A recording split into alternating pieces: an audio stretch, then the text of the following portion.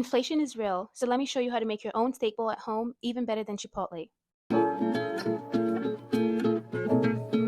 Run to me, confess you're real, at least just